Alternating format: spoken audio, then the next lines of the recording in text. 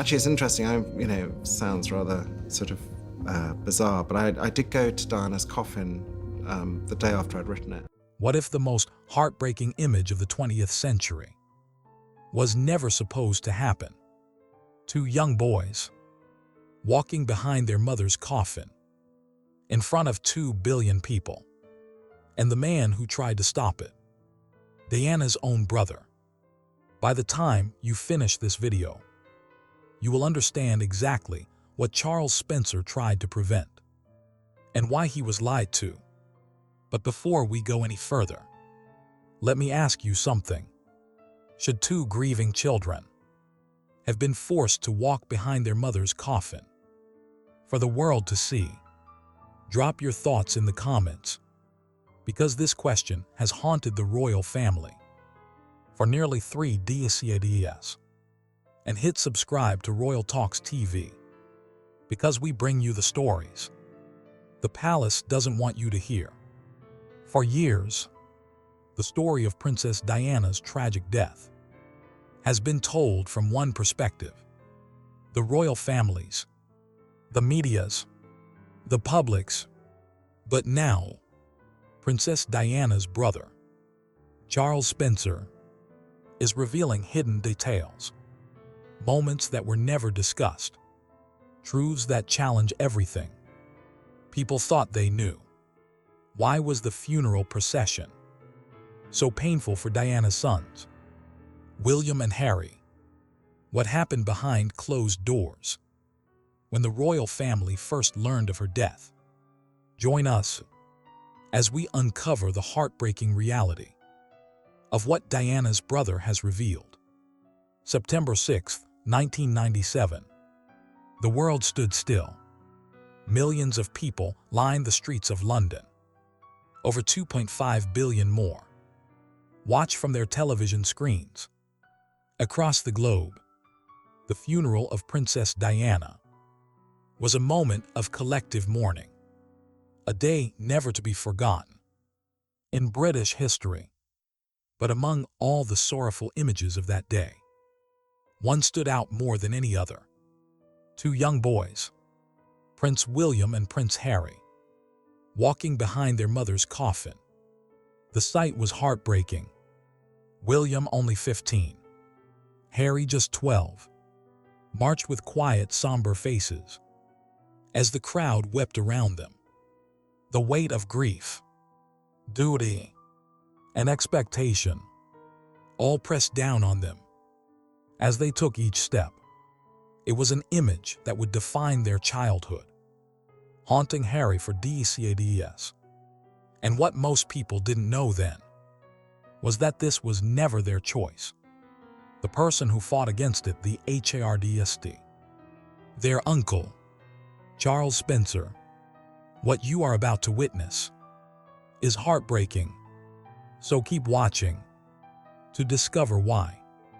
Charles Spencer is Diana's younger brother, the man who had grown up alongside her, the one person who understood the pain she had endured within the royal family.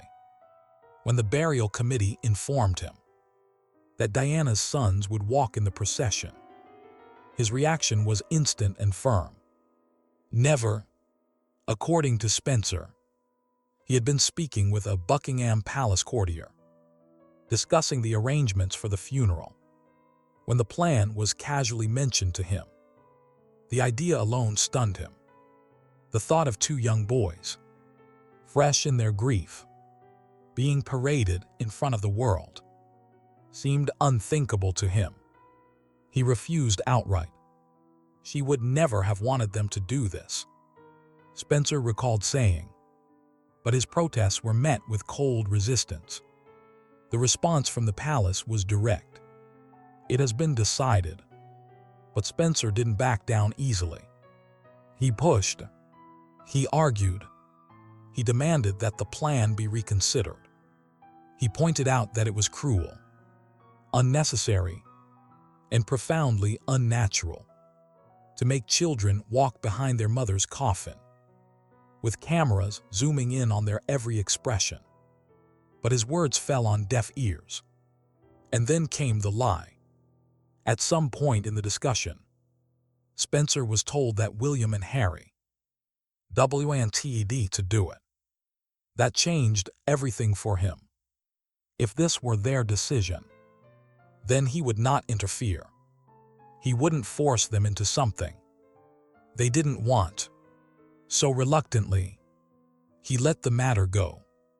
But the truth finally came out. After many years, Prince Harry admitted that they had never indeed been given a choice. They had simply been told what to do. As a 12-year-old, Harry had no power to refuse. He followed orders. Spencer, who had believed he was honoring their wishes, later realized he had been misled. He had unknowingly stepped aside for something he would never have allowed. Had he known the truth, the morning of the funeral was heavy with sorrow. The streets were lined with grieving faces, people holding flowers, handwritten notes, and photographs of the princess they had loved so much. The air felt different, thick with grief, shock, and disbelief. And then they appeared. Charles Spencer walked beside Prince Charles, Prince Philip, and the two boys. The cameras zoomed in on William and Harry. Their faces were pale, their eyes cast downward. Every step they took was scrutinized, every movement analyzed. The world saw them as brave, as dignified. But Spencer saw something else. He saw two children, burdened with a duty they should never have been given. The walk from Kensington Palace to Westminster Abbey was long and painful. The sound of sobbing thundered from the crowd. But the boys never broke. They held themselves together, never letting a single tear fall in public. Harry later described it as numb, as if his emotions had utterly shut down. The entire event felt strange to him, like something happening to someone else. For Spencer, the pain of that day wasn't just about losing his sister. It was about witnessing what he saw as an injustice. He had lost the battle to protect his nephews from this moment, and he knew there was nothing he could do now except walk beside them. But what Spencer did next left everyone speechless. As the world watched, Spencer took the podium inside Westminster Abbey to deliver his eulogy. No one knew exactly what he would say. What followed was one of the most powerful, direct speeches ever given at a royal funeral. He didn't speak about Diana. He spoke for her. Spencer described his sister as the most hunted person of the modern age. He blamed the media and the institutions that had failed to protect her. The royal family listened as he spoke words that cut deep. The Queen remained emotionless. Prince Charles showed no reaction. But the rest of the world heard exactly what Spencer was saying. Then came the moment that made headlines around the world. Spencer promised that Diana's blood family, not the Windsors, would always protect and guide William and Harry.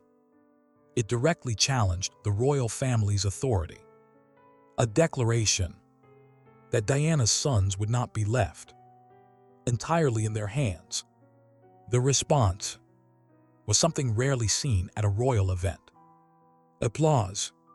The crowd inside the Abbey, which included dignitaries, celebrities, and political figures, broke into spontaneous clapping. It was unheard of at a funeral. But at that moment, Spencer spoke about what many felt. Diana had been wronged, and someone was finally saying it out loud. Sadly, things would not go the way Spencer had planned. As powerful as his words were, Spencer would later admit that keeping that promise was impossible. William and Harry were already deeply embedded in the royal system. There was no way he could remove them from it, or personally raise them, as Diana might have wished. The monarchy controlled their future, and he could do nothing about it. But that is not all. This is just the beginning of the story. Years later, Prince Harry would speak openly about how deeply that funeral affected him. He admitted that in today's world, such a thing would never be allowed to happen. To grieving children, times had changed, largely because of Diana's influence, but no one had fought hard enough to stop it back then. For Charles Spencer, the funeral procession remained one of the most painful moments of his life. He has never softened his stance or changed his view that what happened to William and Harry that day was wrong. For the boys themselves, it was an unforgettable moment that would eventually lead Harry to question everything about the institution he was born into. But the funeral itself was just the public goodbye. The days leading up to it were filled with confusion, silence, and frustration. The world mourned, but the royal family remained quiet. Their response, or lack thereof, only added to the anger. And that's where we turn next. The moment Charles Spencer first received the devastating phone call. How the royal family reacted behind closed doors, and the chaos that unfolded in the immediate aftermath of Diana's death. Let's return to the early hours of August 31st, 1997, when the world changed forever. In a tunnel in Paris, a black Mercedes carrying Princess Diana crashed while trying to outrun paparazzi. The impact was brutal. The car crumpled like a tin can. Inside, Diana was still alive, but barely. The news spread fast, first as whispers, then as breaking headlines. The world didn't know it yet, but within hours, the most famous woman on the planet would be gone. And when the confirmation finally came, Diana, Princess of Wales, was dead. But behind the scenes, a different kind of chaos was unfolding. Before the public even knew what had happened, miles away in South Africa, Diana's brother, Charles Spencer, was asleep when the phone rang. It was a call he would never forget. The voice on the other end was calm, but firm. Diana had been in a car accident in Paris. She was severely injured. No further details. Spencer sat up in bed, his mind racing. An accident. He knew how the press hounded her, how they chased her relentlessly. Had they pushed her too far this time? He waited, heart pounding, for more news. Minutes turned into an hour. Then came the second call. This time, the voice was different, colder. "I'm sorry, sir, she didn't make it." He knew exactly who to blame. The paparazzi, the same photographers who had hounded her for years, had been chasing her car that night. But there was no time to grieve.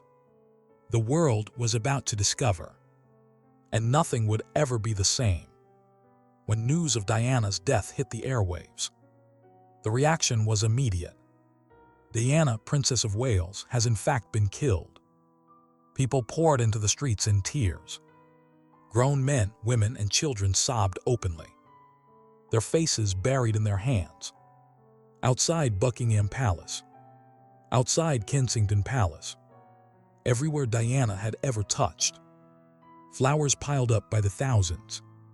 It wasn't just mourning. It was heartbreak. But something strange was happening. At the top, the royal family was silent. Through it all. For hours, then days. There was no public statement, no national address. There was no sign that they were mourning with the people. Instead, they remained at Balmoral Castle in Scotland, hidden from view.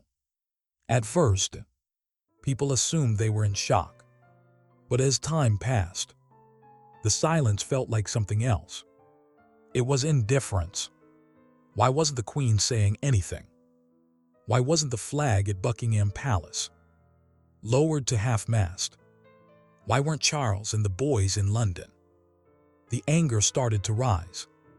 The newspapers, usually respectful of the monarchy, turned against them. Headlines screamed betrayal. Your people are mourning. Where are you? Show us you care. The British public felt abandoned. This was Diana, the woman they had loved, the people's princess, and the monarchy, it seemed, didn't know what to do. While the world demanded answers, two boys were suffering in silence. William and Harry were in Balmoral. When they were told, their father, Prince Charles, had to sit them down and explain. Their mother had died in a car crash. She wasn't coming back. Harry, just 12 years old, asked the same question repeatedly. Is she gone? They had last spoken to her on the phone the day before. It had been a quick, casual conversation. One of those call-you-later moments that now felt unbearable. They would have said so much more if they had known it was the last time. In those first few days, they were kept from the public eye. They stayed at Balmoral, surrounded by their father, grandmother, and a royal family, not known for showing emotion. Years later, Harry would admit that he felt confused. The world was crying, but there was just silence inside the palace. No one talked about Diana. No one comforted them the way they needed. But that is not all. Outside, the pressure on the royal family kept growing. Eventually, the Queen had no choice but to act. The outrage was too loud to ignore. On September 5th, 5 days after Diana's death, she finally addressed the nation. Sitting in front of cameras, she spoke of a remarkable human being and praised Diana as a loving mother. I want to pay tribute to Diana myself. She was an exceptional and gifted human being, and especially for her devotion to her two boys.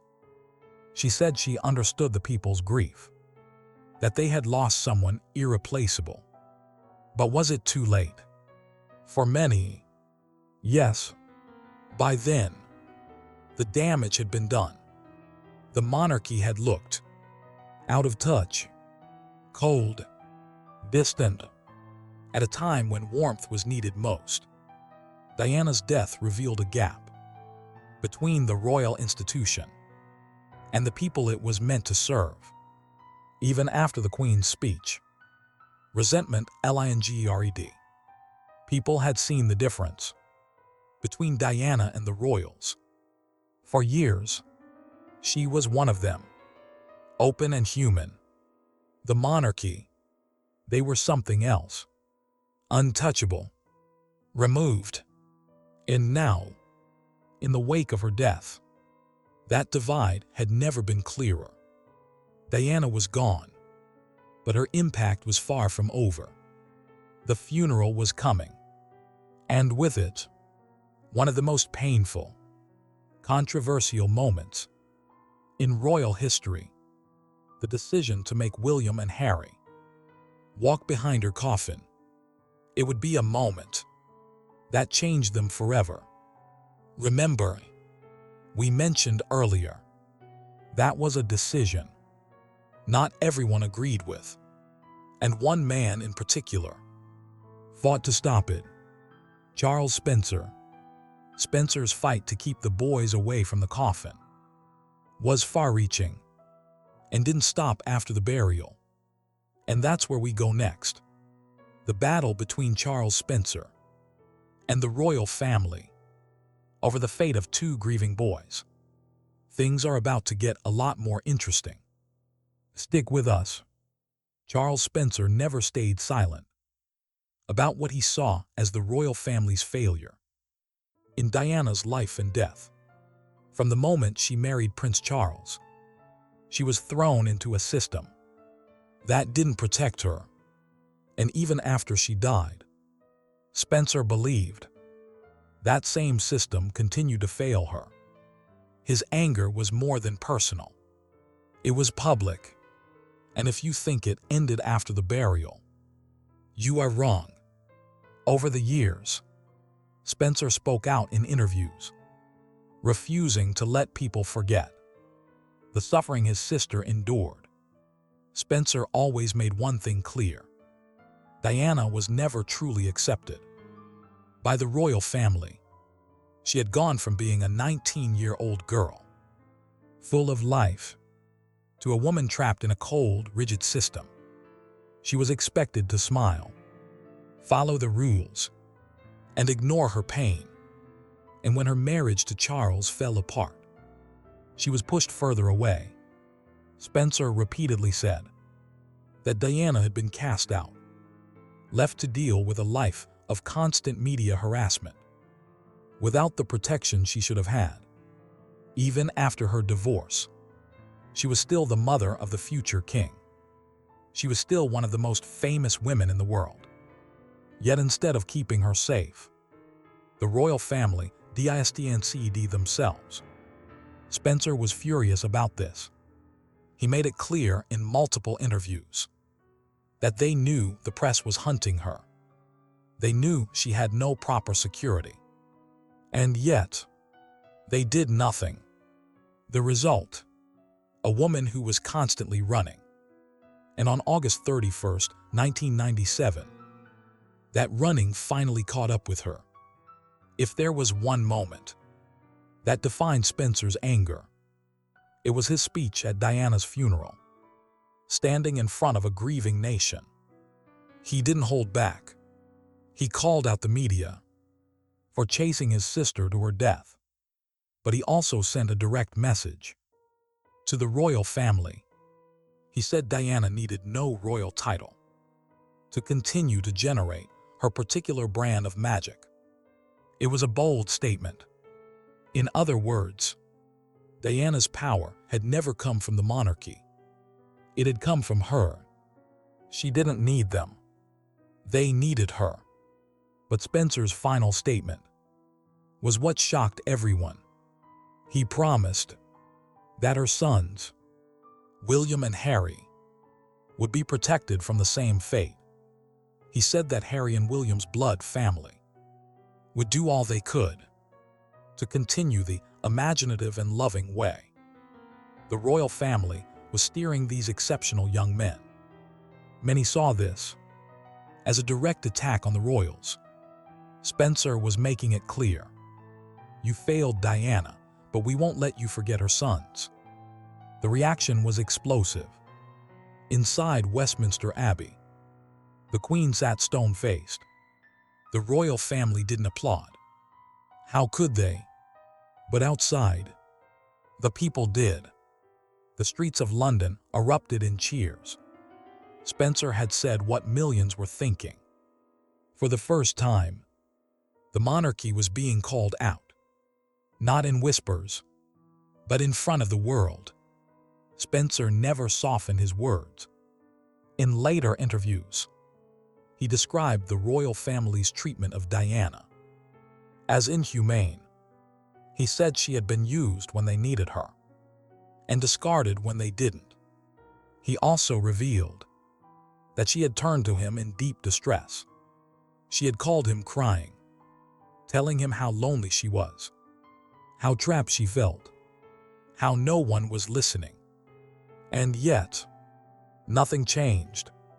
His criticism of the royal family remains one of the most honest, raw accounts of Diana's life behind palace walls. He never sugar-coated the truth. He never tried to make peace. Because for him, Diana's story wasn't just about tragedy. It was about injustice. And that injustice didn't end with her.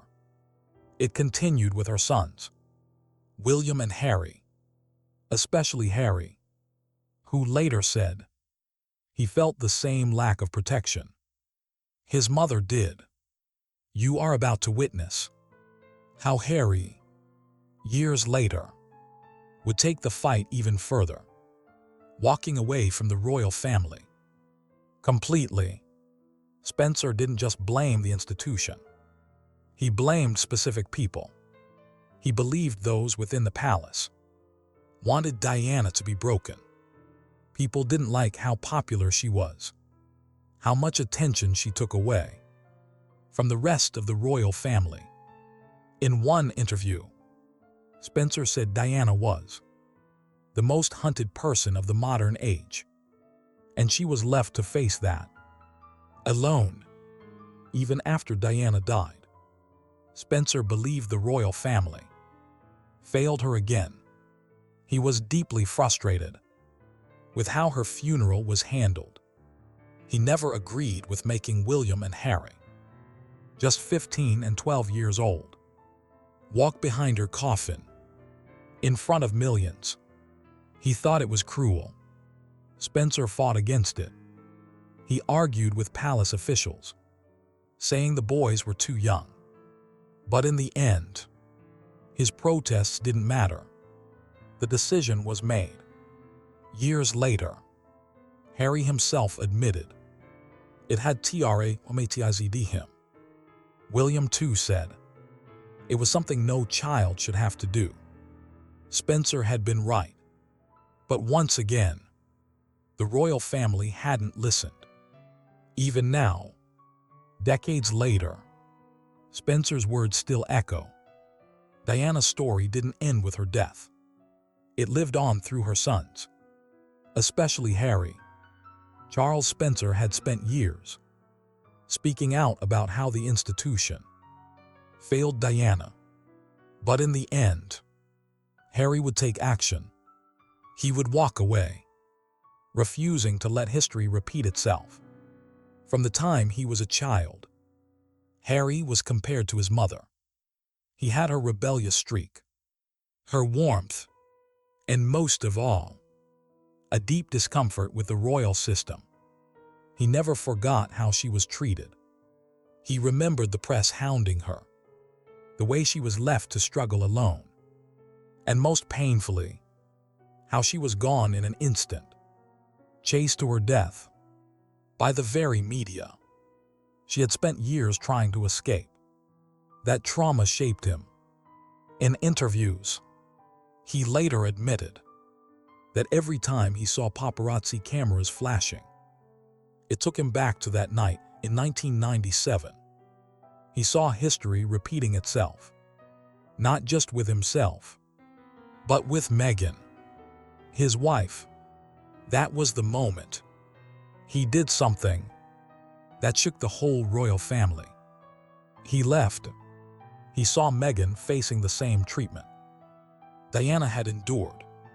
Negative headlines, attacks from within the palace, a lack of support. And just like Diana, Meghan was struggling. He refused to let it happen again. In one of his most emotional interviews, he said he saw history repeating itself and was helpless to stop it. But unlike Diana, he could escape. And so he did. In 2020, Harry and Meghan made the shocking decision to leave the royal family. They moved to the US, cutting official ties with the institution that had defined their lives. It was the boldest move any royal had made in modern history. But for Harry, it wasn't rebellion. It was survival. Even in his departure, Harry was following his mother's path. Diana had tried to break free. In the years before she died, she had distanced herself from the monarchy, found a new life outside royal duties, and started speaking out about her struggles. She was redefining what a royal could be. Harry was now finishing what she started, and Charles Spencer, the man who had fought so hard to defend his sister's legacy, quietly supported Harry's decision. While he didn't make public statements, it was clear that he understood why Harry left. After all, he had spent decades criticizing the same system Harry was now rejecting. So now you know the full truth behind Diana's funeral and Charles Spencer's fight. You know what he tried to prevent. You know why he was lied to. You know how he spoke out.